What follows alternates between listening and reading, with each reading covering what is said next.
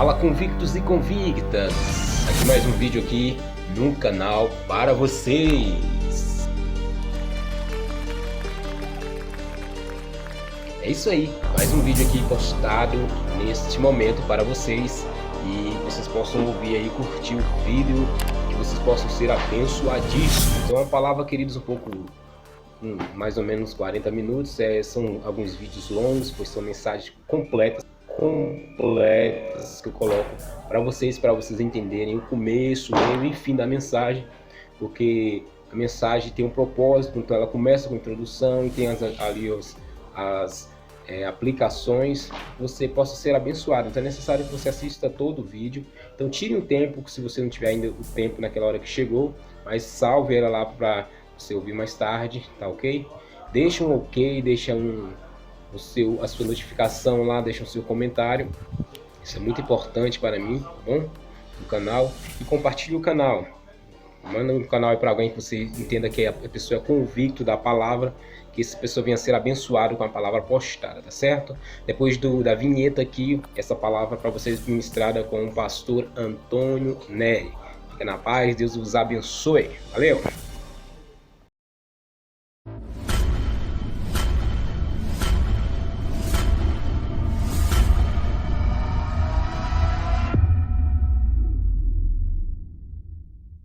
Apóstolos, capítulo 20, nós vamos iniciar a nossa leitura do versículo 17 em diante.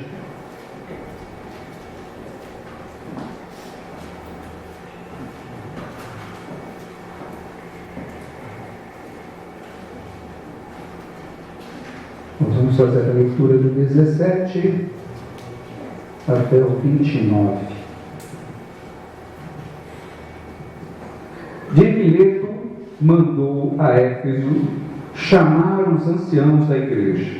E logo que chegaram junto dele, disseram-lhe: Vós bem sabeis, desde o primeiro dia em que entrei na Ásia, como em todo esse tempo me portei no meio de vós, servindo ao Senhor com toda a humildade e com muitas lágrimas e tentações que pelas ciladas dos judeus me sobrevieram. Como nada que útil seja, deixei de vos anunciar e ensinar publicamente e pelas casas, testificando tanto aos judeus como aos gregos a conversão a Deus e a fé em nosso Senhor Jesus Cristo. E agora, eis que, ligado eu pelo Espírito, vou para Jerusalém, não sabendo o que lá me há de acontecer, senão que o Espírito Santo, de cidade em cidade, me revela, dizendo que esperam prisões e tribulações. Mas em nada tenho a minha vida por preciosa, contanto que cumpra com alegria a minha carreira e o ministério que recebi do Senhor Jesus, para dar testemunho do Evangelho da graça de Deus. E agora, na verdade, sei que todos vós, por quem passei pregando o reino de Deus, não vereis mais o meu rosto.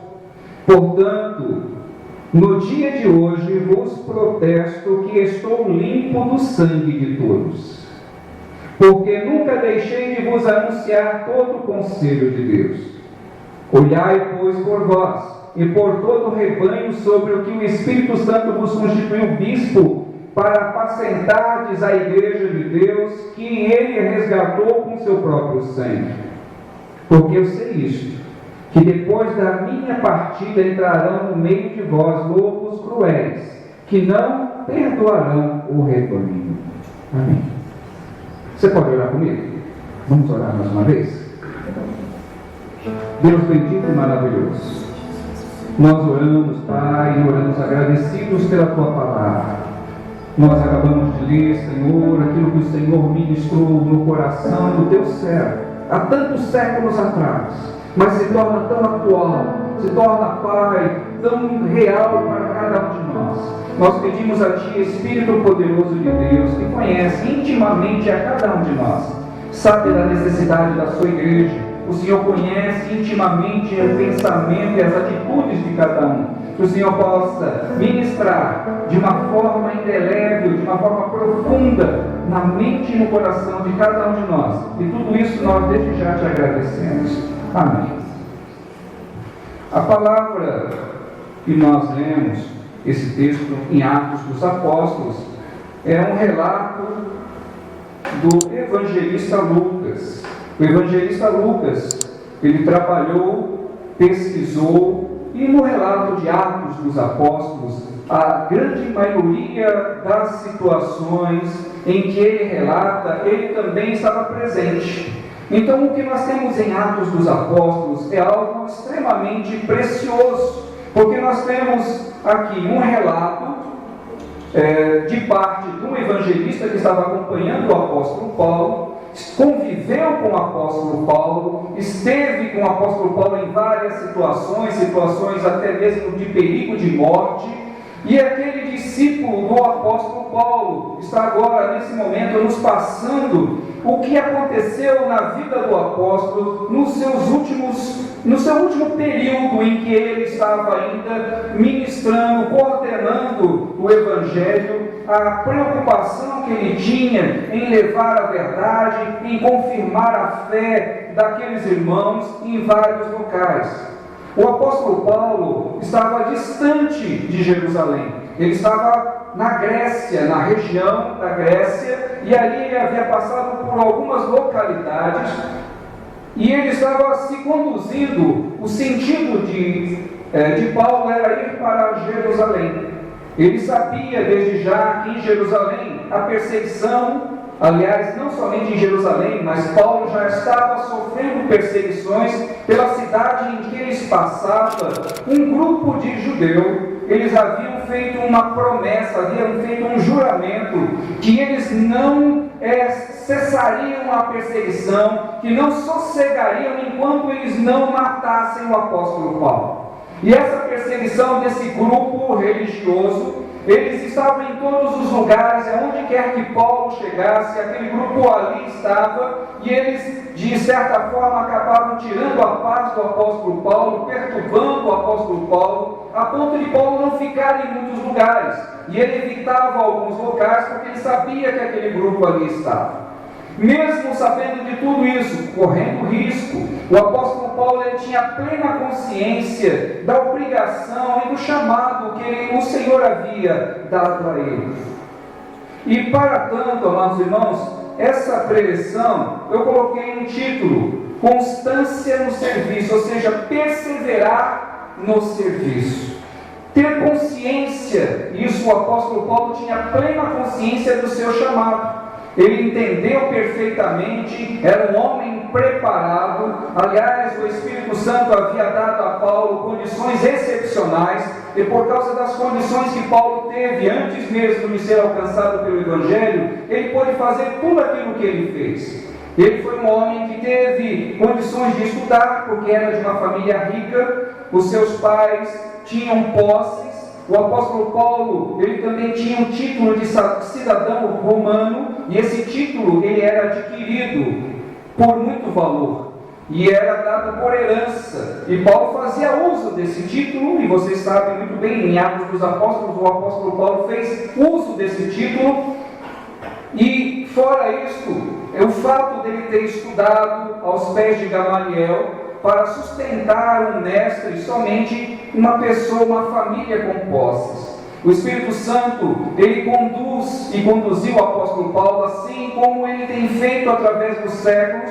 Ele tem levantado homens e mulheres em várias partes do mundo. Alguns homens e mulheres têm tido trabalhos excepcionais e têm feito, através dos tempos, obras extraordinárias. Cada um de nós recebemos um chamado, e existe um chamado único no reino espiritual. O chamado é para sermos servos. Não existe um outro chamado. Existem funções, mas o chamado é um único chamado. O pastor, um presbítero, um apóstolo, profeta, evangelista, todos são servos. Todos são servos. E esse entendimento, a igreja, ela tem mantido. O apóstolo Paulo entendia o seu chamado, o seu apostolado, entendia que como apóstolo, ele tinha obrigação de desbravar, tinha obrigação de levar a palavra, estava nos lugares aonde o Evangelho ainda não havia chegado. E isso sempre trouxe dificuldade. Vocês imaginem os primeiros evangélicos que chegaram aqui nessa cidade. Provavelmente tiveram dificuldade. E eu me recordo, na minha infância, quando nós congregávamos, eram poucos os evangélicos no Brasil. Muitas pessoas que se tornavam evangélicos, principalmente os jovens, tinham vergonha de andar com a Bíblia. A pessoa tinha vergonha de ser evangélico. Quase as pessoas, principalmente os jovens, não falavam que eram evangélicos, porque as pessoas olhavam e ridicularizavam quem era evangélico. E com o passar dos anos, felizmente no nosso país, o número de evangélicos de igreja aumentou muitíssimo. E com isso, o número de jovens no Brasil que se tornaram evangélicos também aumentou bastante. O que nós vimos de evangélicos nas igrejas eram nas igrejas tradicionais, igrejas históricas, que os pais eram evangélicos, os filhos já nasciam onde os pais já estavam na igreja e eles cresciam na igreja. Alguns ficavam e outros não. Então a igreja ela tinha dificuldade em atrair jovens. E houve grandes mudanças no Brasil. E essas mudanças foram para melhor. Mudou a linguagem da igreja, a igreja deixou de ser uma igreja apenas tradicional e chegou no Brasil modelo de igreja que atraiu mais os jovens. Nisso houve uma mudança, e essa mudança ela trouxe benefícios. Mas não somente isso que trouxe para o Brasil, mas exatamente com essas mudanças que ocorreram, aquilo que outrora se entendia perfeitamente o que era ser cristão, o que era ser evangélico, com o passar dos anos também foi alterando o perfil do cristão. As pessoas tinham dificuldade sim em serem cristãs, mas eram cristãs genuínas. Você encontrava um cristão que ele mudava completamente a sua atitude, mudava o seu jeito de viver, porque ele encarava o cristianismo como uma mudança radical de vida. Com essa alteração que eu estou citando para vocês, o perfil do evangélico, ele declinou, ao invés de se tornarem melhores cristãos. Infelizmente, o perfil do cristão brasileiro, ele se tornou muito estranho. O cristão deixou de assumir uma postura de diferencial para se misturar demais com a cultura local, com a forma como as pessoas agem e com a forma que as pessoas vestem, e acabou, de uma certa forma, desvinculando o perfil de alguém separado, de alguém que havia entregue a vida especificamente para adorar ao Senhor. Como eu estou citando para os irmãos, o apóstolo Paulo, nesse texto, ele está fazendo uma referência para aqueles bispos. Ele havia chamado os presbíteros. Paulo estava num trajeto e ele não queria passar por Éfeso, porque ele sabia que se ele passasse por Éfeso, os irmãos iriam segurá-lo ali por mais tempo, e Paulo tinha um desejo de chegar em Jerusalém ainda no Pentecostes. Ele diz isso aqui no texto. E por causa disso, Paulo, ele pede para que um irmão vá até Éfeso e chame os presbíteros daquela região. E aqueles irmãos se reúnem com Paulo em outra cidade. E qual é a função de Paulo como apóstolo? A função de Paulo é orientar a comunidade. Paulo não tratava apenas com a igreja em loco, mas ele tratava também com os líderes. E esse é o perfil de apóstolo verdadeiramente. Como eu estou trabalhando e falando para os irmãos a respeito disso, as mudanças que ocorreram no nosso país. Hoje nós temos muitos homens que se intitulam apóstolos, mas não existe no Brasil e no mundo alguém na postura, no quilate do apóstolo Paulo. Ainda não surgiu. Por causa disso, a igreja, em grande parte, a igreja histórica, ela não adota esse título de apóstolo. Muitas igrejas rejeitam isso. No nosso ministério, até o dia de hoje, Nós não temos apóstolo. Eu não posso falar amanhã, porque eu não sou líder da igreja, não sou líder do ministério. O meu pastor, ele propriamente não deseja essa postura, ou seja, ele não deseja para ele o título de apóstolo, até hoje. Amanhã ele pode me mandar um recado, e aí eu vou ter que falar para você se nós teremos um apóstolo em Filadélfia. Mas até hoje, nesse exato momento, como eu não estou com o celular aqui, então ele não vai tocar para me avisar do contrário disso, eu digo para vocês que nós não temos um apóstolo em Filadélfia, porque nós não enxergamos apóstolo como no perfil que deveria ser.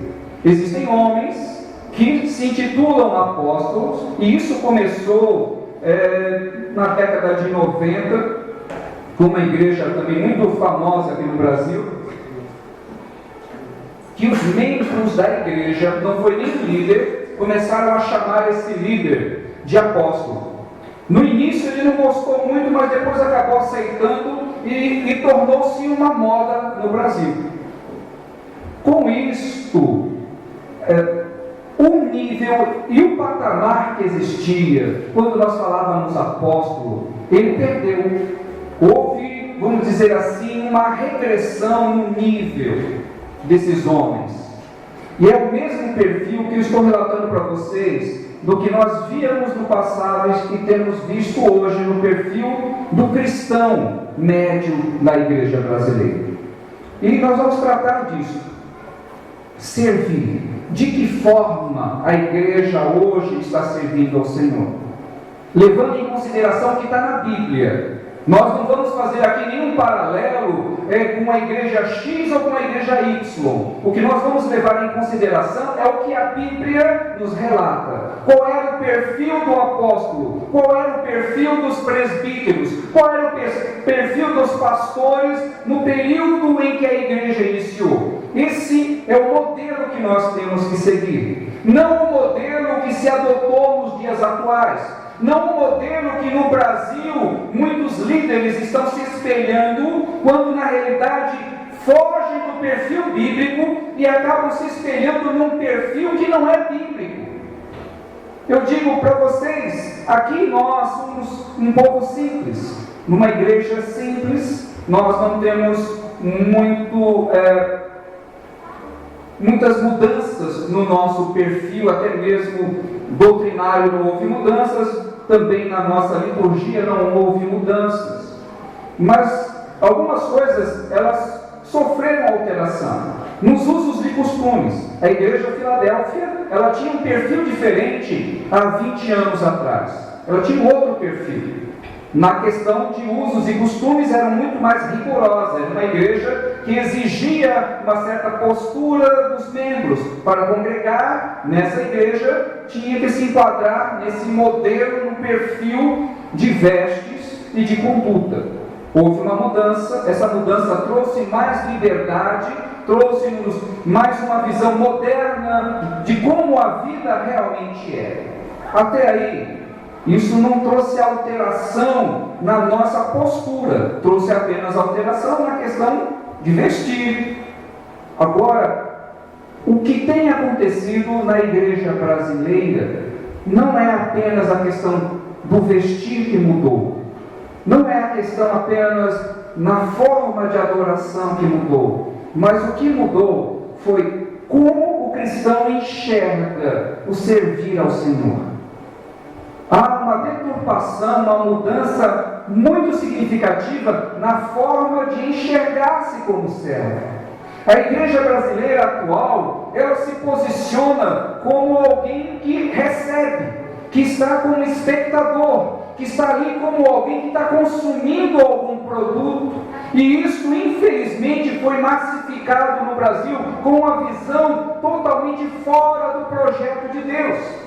Em algumas igrejas brasileiras, o perfil do cristão é exatamente esse que eu coloquei para vocês, de alguém que recebe algo, espera receber um produto, algo que traga um significado para a sua vida, que faça com que a pessoa se sinta feliz, se sinta bem. É como se nós estivéssemos em uma sessão de autoajuda, onde um palestrante tivesse que trazer uma palestra motivacional para a igreja, para que os crentes saíssem daqui certos de já tem a vitória, que está tudo garantido na sua vida, e que você é isso e aquilo outro. Essa mudança que ocorreu no perfil da igreja brasileira trouxe prejuízo para o corpo cristão.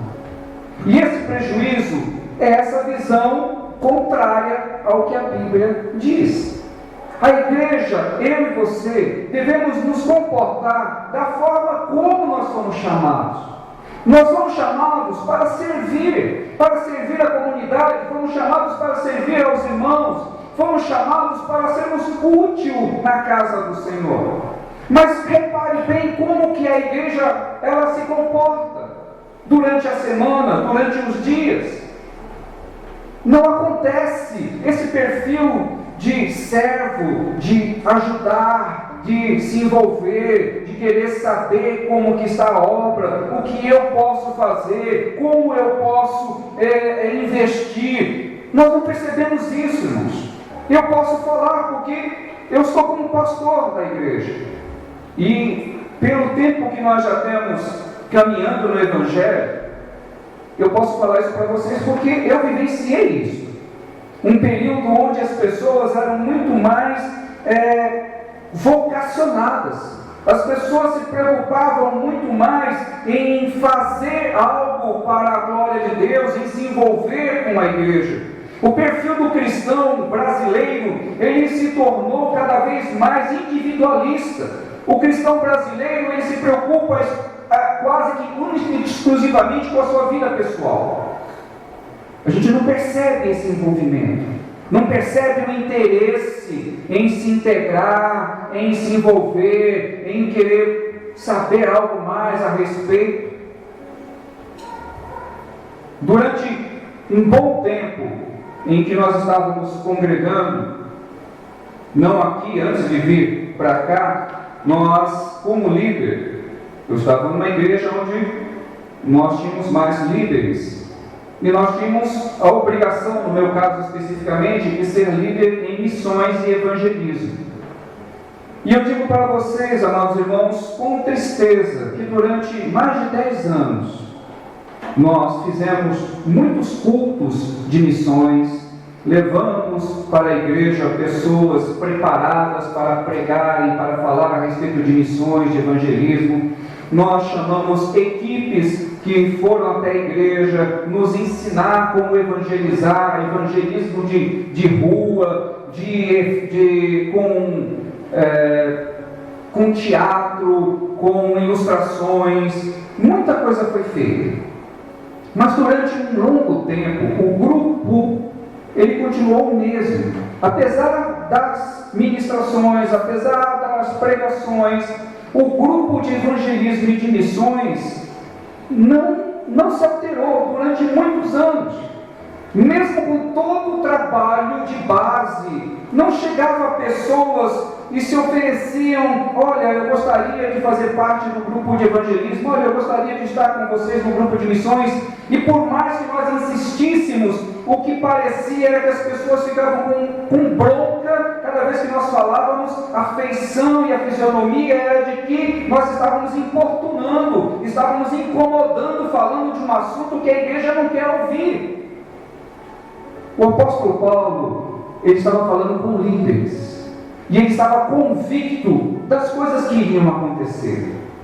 O perfil, o nosso perfil, a forma como nós enxergamos o mundo, isso interfere muito. E como eu estou citando para vocês, com as mudanças que ocorreram no perfil do brasileiro médio, as condições do brasileiro melhoraram, irmãos. A miséria era muito acentuada no nosso país. Eu vivi num lugar muito próximo, onde nós íamos evangelizar nas favelas. As favelas eram gigantescas. E as pessoas que estavam conosco nos trabalhos de evangelismo se envolviam. E com o passar do tempo, não mais queriam ir para as favelas.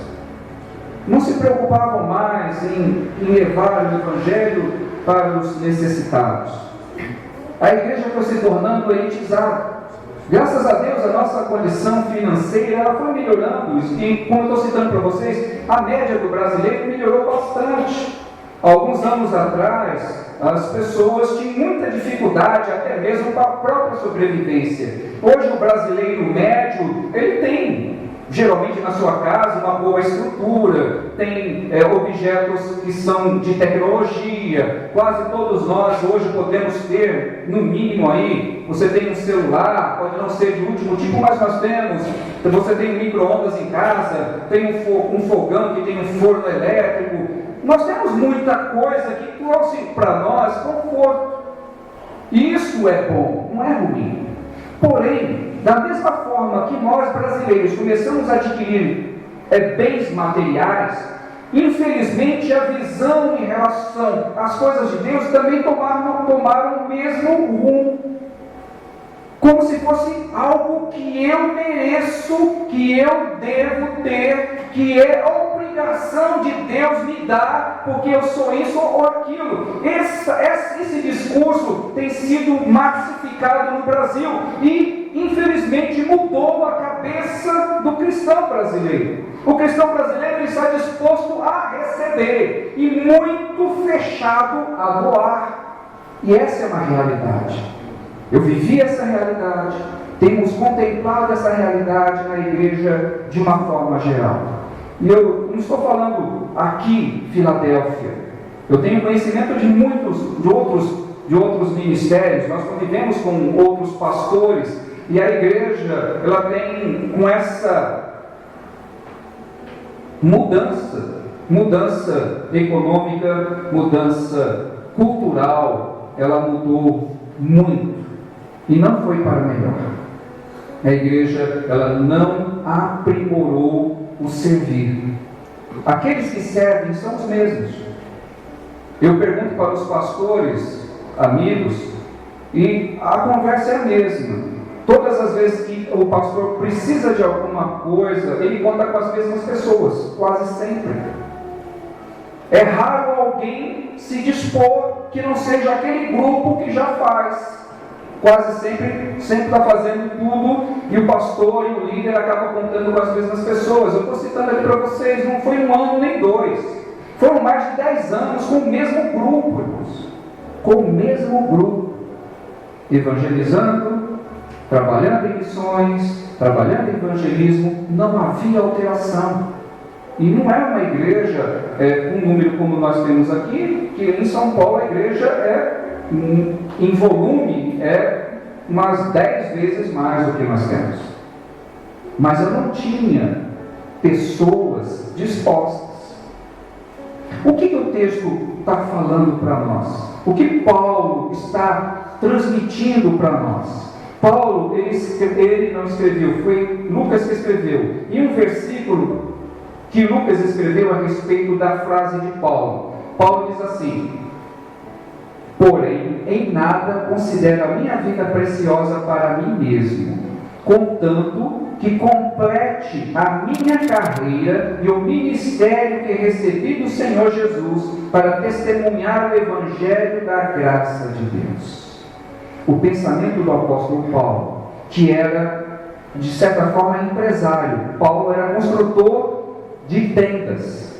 Então ele não era um homem que estava, vamos dizer assim, sem ocupação. Ele, além de apóstolo, ele ainda era um microempresário, que aonde quer que ele chegasse, ele ia comprar material, ia construir tendas, ia vender essas tendas para levantar um capital para sustentar o trabalho. Então era um homem ocupado, assim como você e eu. Então o fato de nós trabalharmos fora não nos tira desse projeto. O fato de nós trabalharmos ou estudarmos não nos exclui da obra. O apóstolo Paulo era extremamente ocupado, mas também era ocupado na obra, irmãos. Quando nós temos desejo de fazer, não tem nada que nos impeça. A única coisa que nos impede verdadeiramente é o desejo. Se eu não tiver desejo, nós vamos encontrar desculpas para quase tudo. para não fazer, para não ir, para não cooperar, para não evangelizar, para não testemunhar. É fácil encontrar desculpas. Porém, todos foram chamados para testemunhar o Evangelho da graça. Eu e você. Você não pode se eximir dessa responsabilidade. Por mais que você seja ocupado ou ocupada, por mais que você tenha coisas para fazer na sua vida, nós não temos desculpas para não assumir o papel para o qual nós fomos chamados. Essa conformidade, um relaxamento. A igreja encara o Evangelho como responsabilidade de outro. Dificilmente você encontra alguém que diga que realmente se sente motivado, se sente responsável pelo Evangelho. É mais fácil nós apontarmos fulano e beltrano que não faz, mas dificilmente nós nos enxergamos e vemos o que nós deixamos de fazer. Essa palavra que nós estamos ministrando é para que você e eu entendamos que o que você resolver, que aquilo que você se dispor a fazer, não vai depender exclusivamente de você, porque nós não fazemos na força do nosso braço, na nossa própria capacidade. O que Paulo fazia, ele fazia porque ele confiava em Deus. E se você e eu estivermos dispostos a fazer algo pela obra de Deus, não vai ser na sua capacidade, vai ser na capacidade de Deus. Porque é Deus quem chama, é Ele quem capacita. E às vezes o cristão fica extremamente desmotivado, achando que precisa ele fazer ou ela fazer. Quem vai fazer é o Senhor, através da minha vida e da tua vida. Amém, Jesus. A experiência, irmãos, é extremamente maravilhosa. É uma experiência gratificante confiar no Senhor. Não confiar na capacidade, não confiar no dinheiro, não confiar na saúde ou na estrutura, mas entender que o chamado ele é para que nós testemunhemos a verdade. Então não dá para nós vivermos como se isso não fosse uma realidade, como se fosse obrigação dos outros. A obrigação é nossa, o compromisso é nosso. Eu não posso atribuir, você não deve atribuir responsabilidade a outro. Se as coisas não acontecem no mundo espiritual, se algo não acontece no nosso meio, é porque nós não estamos fazendo o que deveríamos fazer. E se nós apontarmos, é culpa de fulano, é culpa de beltrano, isso não nos exime da nossa responsabilidade. Não pense você que Deus vai se distrair com o nosso discurso, que Deus vai ficar emocionado porque eu e você somos extremamente ocupados. Isso não funciona. Ele conhece intimamente a cada um de nós.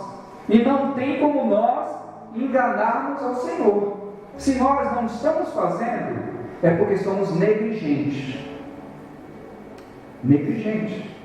E o Senhor, Ele não chamou os servos negligentes, Ele chamou os servos fiéis. O negligente, segundo a parábola, foi aquele que não fez nada, que enterrou o talento. O apóstolo Paulo, nesse momento histórico, ele estava exatamente declarando para aqueles irmãos que ele não tinha a vida dele por preciosa. O que ele tinha por precioso é o compromisso com a obra de Deus, o compromisso em fazer com que o Evangelho seja proclamado, o compromisso em fazer com que a obra do Senhor alcance os corações das pessoas. Era esse o compromisso do apóstolo Paulo. E deve ser esse o nosso compromisso, irmãos. Nem que seja você orar, levantar pelas madrugadas. Se é extremamente tímido ou tímida, não consegue falar com ninguém, mas entra na oração, entra na batalha em oração, invista no mundo espiritual, invista em missões, invista em evangelismo, faça alguma coisa, irmãos. Não podemos ficar estacionados, entra ano e sai ano e o crente não faz nada. Nós temos que ter atitude, reconhecer que Deus, Ele é a suficiência. Ele é a plena suficiência. O apóstolo Paulo, ele não se apoiava no grupo em que ele estava.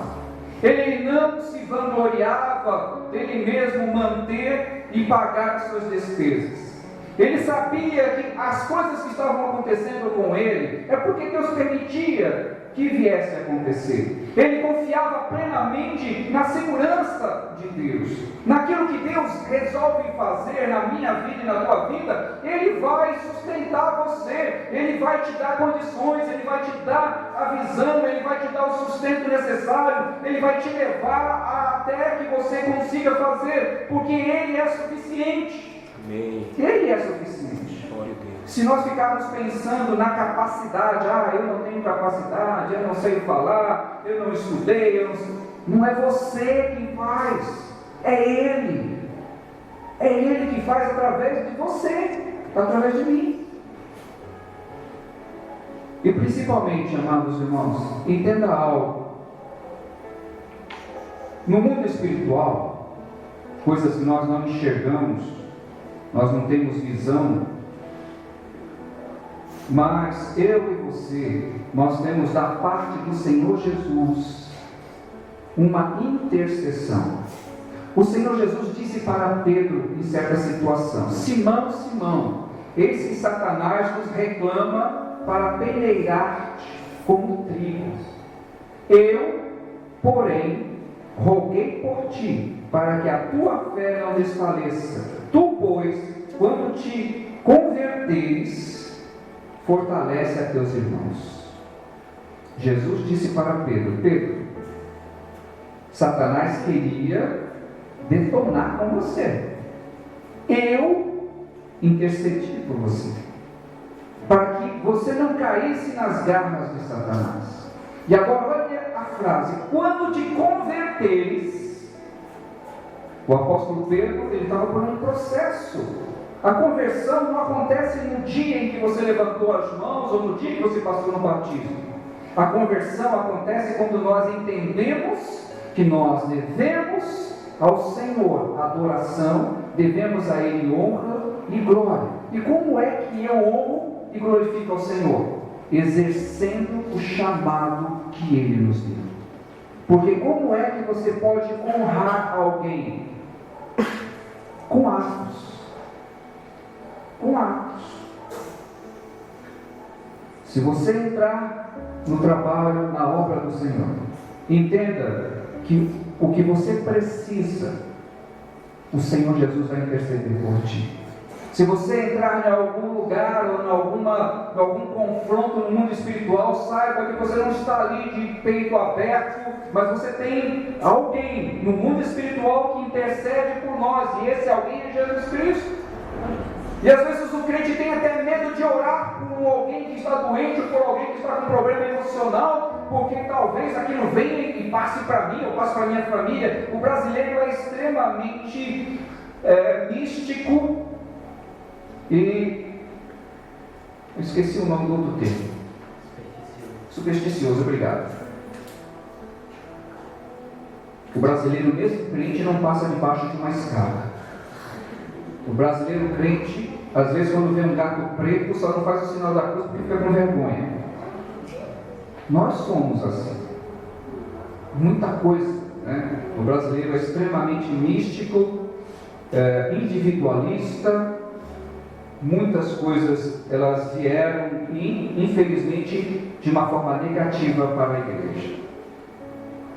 Coisas que nós víamos no passado, nós não temos visto mais.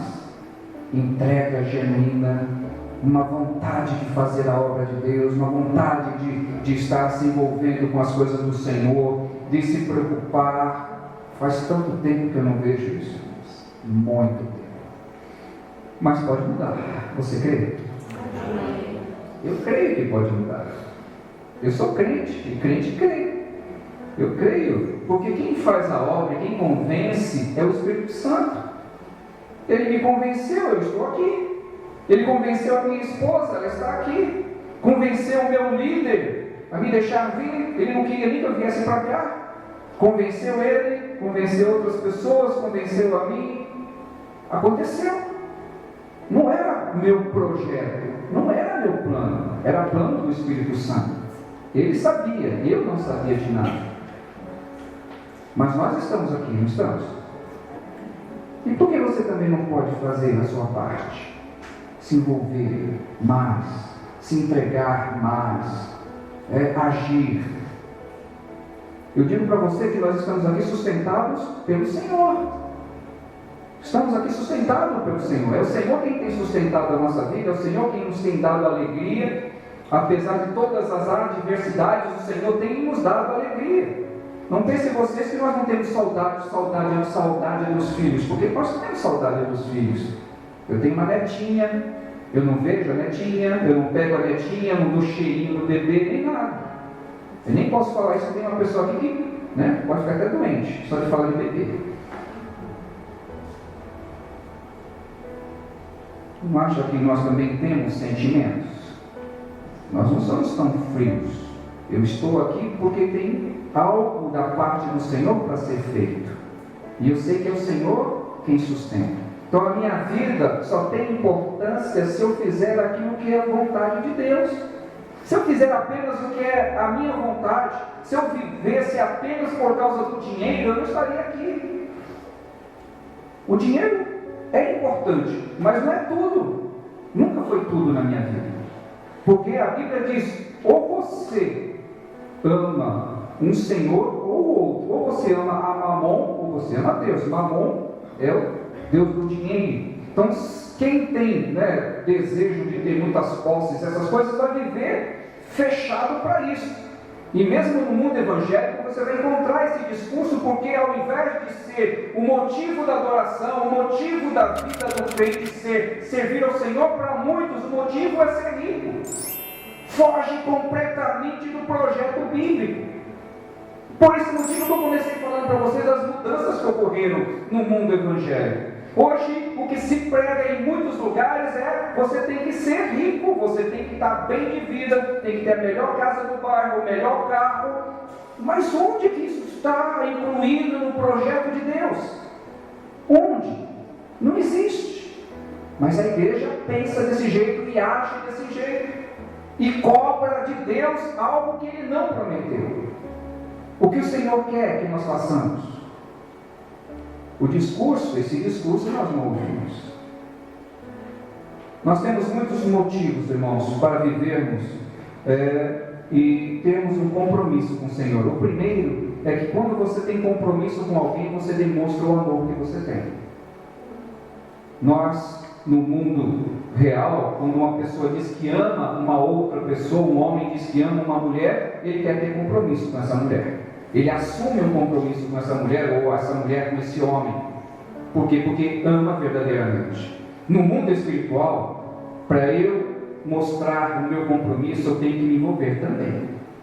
Não basta ser da boca para fora. Se nós não tivermos atitude verdadeiramente de envolvimento, de amor para com o Senhor, para com a obra dele, o nosso discurso é vazio. A nossa declaração, ela é volúvel. Compromisso é um compromisso diário, todos os dias. O compromisso que você tem com a obra de Deus não é no domingo, não é só na quinta-feira, é todos os dias. Todos os dias dar testemunho de Jesus, todos os dias falar de Jesus, falar do amor de Jesus. É isso, se envolver com a obra de Deus. O apóstolo Paulo, ele diz para os irmãos: depois que eu partir, muitos vão acabar se enveredando por outro caminho. Ele usa aqui o termo que olhai por vós e por todo o rebanho, sobre que o Espírito Santo vos constituiu bispo para apacentardes a igreja de Deus, que ele resgatou com seu próprio sangue. Então, o primeiro conselho de Paulo para aqueles líderes: ame a igreja, ame o povo de Deus. Depois Paulo disse: porque eu sei isto, que depois da minha partida entrarão no meio de vós lobos cruéis, que não perdoarão o rebanho, e que dentre vós mesmos se levantarão homens que falarão coisas perversas, que atraírem a discípulos após si. A igreja, de uma forma geral, Existem muitos modelos hoje no Brasil, e vocês, se quiserem, vocês vão conhecer muitos modelos de líderes que apenas se preocupam única e exclusivamente com o seu próprio ventre e com o seu próprio bem-estar. Existem líderes que só têm essa preocupação, nada mais.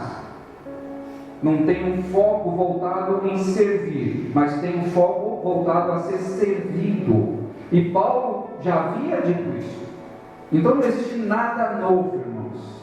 Não é só no Brasil, nos Estados Unidos, em outros lugares também vão surgir líderes que estão ali para descolar, tirar o couro das ovelhas. E vai continuar acontecendo. Mas existem pessoas que são sinceras, muitos homens e mulheres de Deus que estão aí realmente enveredando a sua vida, doando a vida para o Evangelho. O Senhor tem os seus escolhidos, e a igreja ela permanece fiel, porque o Senhor escolhe homens e mulheres fiéis. E assim a igreja continua caminhando. Mas entre os fiéis vão existir os lobos, e muitos dão ouvidos para os lobos. Preferem e aceitam os lobos, porque o discurso do lobo é melhor. O discurso do lobo agrada mais. E vocês vão encontrar grandes lobos aí com a multidão seguindo. Por quê? Porque o lobo fala a língua que o povo quer ouvir. É assim que, infelizmente, funciona. E quando nós falamos do Evangelho genuíno, o Evangelho genuíno fala para eu servir, mas o que o brasileiro gosta de ser servido. O Evangelho genuíno fala para eu investir, mas as pessoas gostam de que recebam investimento. O Evangelho genuíno fala de entrega, mas nós queremos outra coisa. O Evangelho genuíno, amados irmãos, ele não é atraente. O Evangelho genuíno não é algo que faz nos brilhar os olhos. Ele nos chama para o compromisso. E não tem coisa mais chata do que falar de compromisso. Mas a verdadeira palavra, ela deve ser pregada. É meu compromisso falar aquilo que a Bíblia manda falar. O que a Bíblia não diz, não autoriza, eu não vou inventar. Eu só vou falar para vocês aquilo que a Bíblia diz. Agora, muito do que nós vamos falar talvez não seja agradável, mas é verdade, irmãos. Saiba de uma coisa, não é invenção minha, tá? Não é invenção minha. O nosso compromisso é com a verdade. Amareis a verdade vos libertará. Então, quanto mais você conhecer a palavra de Deus, mais livre você vai ser de manias, de trejeitos, de histórias esquisitas, e você vai ser fiel àquilo que a Bíblia diz. Se não está na Bíblia, não aceite. A Bíblia não concorda com isso, não importa que seja o apóstolo, o bispo, o semideus que fale. Não é bíblico, não aceita. Não aceita. Não tem ninguém superior à palavra de Deus. Não tem ninguém que seja superior ao que a Bíblia diz. A Bíblia não autoriza homem nenhum a falar em nome dela. Ela só autoriza aquilo que ela já disse. Se uma Bíblia não está, não leve em consideração. Amém? Amém. Chega por hoje. Vamos orar?